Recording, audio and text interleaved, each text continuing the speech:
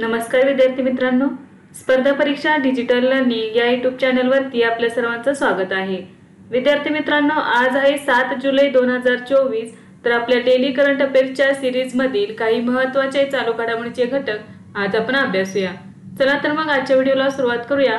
First question आहे, भारत सरकारने smart city मिशनचा कालावधी कधीपर्यंत वाढवला आहे? तर या प्रश्नाचे योग्य उत्तर आहे मार्च 2025। भारत सरकारने स्मार्ट सिटी मिशन कालावधी 31 मार्च 2025 पर्यंत वाढवला आहे। जून 2024 मध्ये स्मार्ट सिटी मिशनचा कालावधी पूर्ण होत होता, परंतु या मिशन अंतर्गत 90% कामे पूर्ण झाली आहेत। उरलेली 10% कामे पूर्ण करण्यासाठी हा कालावधी वाढवण्यात आला आहे। जून 2015 मध्ये स्थापन झाल्यापासून मिशनने 100 स्मार्ट शहरांच्या निवडीसाठी शहरांमध्ये स्पर्धा, भागधारक चालित प्रकल्प निवड आणि अंमलबजावणीसाठी स्मार्ट सिटी विशेष उद्देश वाहनांची निर्मिती यासारख्या अनेक नाविन्यपूर्ण कल्पना सादर केल्या आहेत। तर बघा, जून 2015 मध्ये स्मार्ट सिटी मिशन सुरू करण्यात आलेले होते, तर याचा कालावधी हा मार्च 2025 पर्यंत वाढवण्यात आलेला आहे।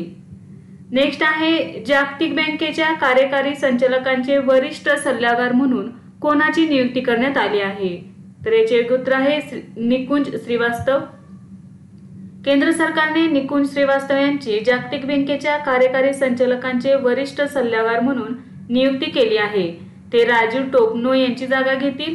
ते मध्य प्रदेश केडरचे 1998 बॅचचे IAS अधिकारी आहेत, तर त्यांची नियुक्ती ही पुढील 3 वर्षांसाठी करण्यात आलेली आहे।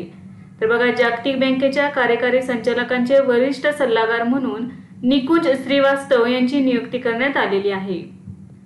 नेक्स्ट आहे, कोणत्या राज्याच्या सार्वजनिक बांधकाम विभागाने लोकपथ मोबाईल ॲप सुरू केले आहे? तर याचे योग्य उत्तर आहे मध्य प्रदेश। जुलै 2024 मध्ये मध्य प्रदेशचे मुख्यमंत्री डॉक्टर मोहन यादव यांनी रस्त्यांच्या समस्या सोडवण्यासाठी लोकपथ मोबाईल ॲप लॉन्च केले आहे। भोपाळ येथील मीडिया सेंटरमध्ये मुख्यमंत्र्यांनी मोबाईल ॲप लॉन्च केले। हे मोबाईल ॲप मध्य प्रदेशच्या सार्वजनिक बांधकाम विभागात तयार करण्यात आले आहे। सर्वसामान्य लोक यामध्ये लोकपथ मोबाईल ॲपद्वारे रस्त्यांच्या समस्या सांगू शकतील। यामुळे अधिकाऱ्यांची जबाबदारी निश्चित होईल। ॲपमध्ये नोंदवलेल्या रस्त्यांवरील खड्डे, खराबीचा फोटो घेऊन कोणीही तक्रार नोंदवू शकतो। रस्त्याच्या सुधारण्याचे काम अधिकाऱ्याला 7 दिवसात करावे लागणार आहे। तर बघा, मध्य प्रदेश राज्याच्या सार्वजनिक बांधकाम विभागाने लोकपथ मोबाईल ॲप सुरू केलेले आहे। नेक्स्ट आहे, कीर स्टारमर हे कोणत्या देशाचे नवे पंतप्रधान झाले आहेत? तर याचे योग्य उत्तर आहे ब्रिटन। जुलै 2024 मध्ये ब्रिटनमध्ये संसदेच्या निवडणुका झाल्या, ज्यात मजूर पक्षाला बहुमत मिळाले आहे। संसदेच्या 650 जागांपैकी 412 जागा मजूर पक्षाने जिंकल्या आहेत। तर कन्झर्वेटिव्ह पक्षाचे ऋषी सुनक यांचा निवडणुकीत पराभव झाला आहे। कन्झर्वेटिव्ह पक्षाला 119 जागा मिळाल्या आहेत। ब्रिटनमध्ये सरकार स्थापन करण्यासाठी बहुमताचा आकडा 326 आहे। तर बघा, कीर स्टारमर यांच्या मजूर पक्षाला 412 जागा मिळालेल्या आहेत, त्यामुळे ब्रिटनचे पुढील पंतप्रधान हे कीर स्टारमर हे असणार आहेत। नेक्स्ट आहे, RBIने कोणाची नवीन कार्यकारी संचालक म्हणून नियुक्ती केली आहे? तर अर्णब कुमार आणि चारुलता यस्कर यांची नियुक्ती केलेली आहे।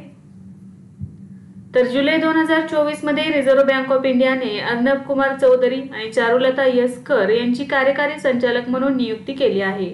ते प्रत्येकी 3 विभाग पाहतील। कार्यकारी संचालक म्हणून पदोन्नती होण्यापूर्वी चौधरी हे पर्यवेक्षण विभागात प्रभारी मुख्य महाव्यवस्थापक म्हणून कार्यरत होते। कार्यकारी संचालक म्हणून ते ठेव विमा आणि क्रेडिट गॅरंटी कॉर्पोरेशन, परकीय चलन विभाग आणि आंतरराष्ट्रीय विभाग पाहतील। कार्यकारी संचालक म्हणून पदोन्नती होण्यापूर्वी चारुलता कर या मानव संसाधन व्यवस्थापन विभागात मुख्य महाव्यवस्थापक इन्चार्ज म्हणून कार्यरत होत्या।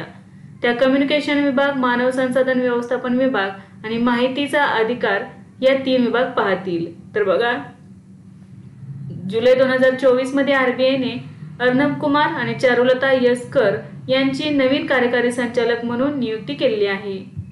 नेक्स्ट आहे, शांघाय कोऑपरेशन ऑर्गनायझेशनचा 10वा सदस्य कोण बनला आहे? तर बेलारूस हा देश बनलेला आहे। शांघाय कोऑपरेशन ऑर्गनायझेशनच्या राज्य प्रमुखांच्या परिषदेची 24वी बैठक 4 जुलै 2024 रोजी कझाकस्तानची राजधानी अस्ताना येथे आयोजित करण्यात आली। कझाकस्तानचे अध्यक्ष कासिम-जोमार्ट तोकायेव यांनी शिखर परिषदेचे आयोजन केले। बेलारूसला SCOचे 10वे पूर्ण सदस्य म्हणून सामील करण्यात आले आहे। या परिषदेत रशियाचे राष्ट्राध्यक्ष व्लादिमीर पुतीन, चीनचे राष्ट्राध्यक्ष सी जिनपिंग, पाकिस्तानचे पंतप्रधान शहबाज शरीफ, उझबेकचे राष्ट्राध्यक्ष शवकत मिरझियोयेव हे सहभागी झाले होते. तर भारताचे प्रतिनिधित्व एस जयशंकर यांनी केलेले. नेक्स्ट आहे द लॅन्सेट प्लॅनेटरी हेल्थ जर्नलमध्ये प्रकाशित झालेल्या अभ्यासानुसार भारतात दरवर्षी किती लोक वायू प्रदूषणामुळे मरतात? तर याचे उत्तर आहे 33,000. जुलै 2024 मध्ये द लॅन्सेट प्लॅनेटरी हेल्थ जर्नलमध्ये प्रकाशित झालेल्या अभ्यासानुसार भारतात दरवर्षी 33,000 लोक वायू प्रदूषणाने मरतात. वायू प्रदूषणामुळे सर्वाधिक मृत्यू बेंगळुरू, चेन्नई, कोलकाता आणि मुंबई यासारख्या शहरांमध्ये होतात. या अहवालात असे आढळून आले आहे की ज्या शहरांची हवा पूर्वी स्वच्छ मानली जात होती ती आता प्रदूषित झाली आहेत. द लॅन्सेट हे युनायटेड किंगडम मध्ये प्रकाशित होणारे जर्नल आहे. नेक्स्ट आहे अलीकडेच कोणत्या विद्यापीठाने भगवद्गीता अभ्यासात MA कार्यक्रम सुरू केला आहे? तर इंदिरा गांधी नॅशनल ओपन युनिव्हर्सिटीने सुरू केलेला आहे. इंदिरा गांधी नॅशनल ओपन युनिव्हर्सिटीने 2024 ते 2025 या शैक्षणिक सत्रासाठी भगवद्गीता स्टडीजमध्ये नवीन MA प्रोग्राम सुरू करण्याची घोषणा केली आहे. हा कोर्स जुलै 2024 मध्ये सुरू होईल. हा कोर्स मुक्त आणि दूरस्थ शिक्षणाद्वारे दिला जाणार आहे. तर बघा, इंदिरा गांधी नॅशनल ओपन युनिव्हर्सिटीने भगवद्गीता अभ्यासात MA हा नवीन कार्यक्रम सुरू केलेला आहे किंवा नवीन कोर्स सुरू केलेला आहे. नेक्स्ट आहे कोणत्या दोन राज्यांनी पार्वती कालीसिंध चंबळ नदी जोडण्याच्या प्रकल्पासाठी करार केला आहे? तर मध्य प्रदेश आणि राजस्थान. मध्य प्रदेश आणि राजस्थान सरकारने 72,000 कोटी रुपये खर्चाच्या पार्वती कालीसिंध चंबळ नदी जोडणी प्रकल्पासाठी सामंजस्य करार केला आहे. पार्वती कालीसिंध चंबळ नदी जोडणी प्रकल्पाचे उद्दिष्ट पूर्वेकडील राजस्थान, माळवा आणि मध्य प्रदेशातील चंबळ प्रदेशातील 13 जिल्ह्यांना पिण्याचे पाणी आणि औद्योगिक पाणी पुरवण्याचे आहे. यातून दोन्ही राज्यातील किमान 2.8 लाख हेक्टर क्षेत्राला पाणी मिळेल.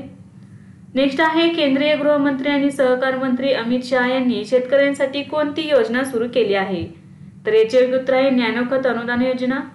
6 जुलै 2024 रोजी केंद्रीय गृहमंत्री आणि सहकार मंत्री अमित शहा यांनी गुजरातमध्ये शेतकऱ्यांसाठी नॅनो खत अनुदान योजना सुरू केली. सरकारच्या AGR2 योजनेअंतर्गत ही योजना 2024-25 या आर्थिक वर्षासाठी शेतकऱ्यांना नॅनो खताच्या खरेदीसाठी 50% सहाय्य प्रदान करेल.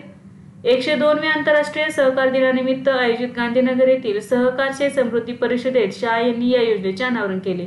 तर बघा, 6 जुलै रोजी 102वा आंतरराष्ट्रीय सहकार दिन साजरा करण्यात आला. यासोबतच शहा यांनी कार्यक्रमात 3 शेतकऱ्यांना देयके दिली आणि योजनेच्या तत्काळ अंमलबजावणीचे प्रात्यक्षिक दाखवले. नेक्स्ट आहे मनोज वाजपेयी द डेफिनेटिव्ह बायोग्राफी या पुस्तकाचे लेखक कोण आहेत? तर पियुष पांडे हे आहेत. पत्रकार पियुष पांडे यांचे मनोज वाजपेयी द डेफिनेटिव्ह बायोग्राफी हे पुस्तक प्रकाशित झाले आहे. हे पुस्तक भारतातील सर्वात प्रतिष्ठित अभिनेत्यांपैकी एक मनोज वाजपेयी यांच्या जीवनावर आधारित आहे. नेक्स्ट आहे 2023-24 या आर्थिक वर्षात भारताचे संरक्षण उत्पादन किती झाले आहे? तर 1.27 लाख कोटी रुपये झालेले आहे. 2023-24 या आर्थिक वर्षात भारताचे संरक्षण उत्पादन विक्रमी 1.27 लाख कोटी रुपयांवर पोहोचले आहे. गेल्या वर्षीच्या तुलनेत 16.7% अधिक आणि 2019-20 पेक्षा 7% अधिक झालेले आहे हे उत्पन्न. देशाच्या संरक्षण उत्पादन मूल्यातील ही आतापर्यंतची सर्वोच्च वाढ आहे. संरक्षण मंत्रालयाच्या मते 2023-24 मध्ये उत्पादनाच्या एकूण मूल्यामध्ये सार्वजनिक क्षेत्रातील उपक्रमांचे योगदान सुमारे 79.2% होते आणि खाजगी क्षेत्राचे योगदान 20.8% होते. नेक्स्ट आहे अलीकडेच कोणत्या बँकेने परदेशातील भारतीय विद्यार्थ्यांसाठी स्टुडंट स्पेरिओ फॉरेक्स कार्ड लॉन्च केले आहे? तर ICICI बँकेने.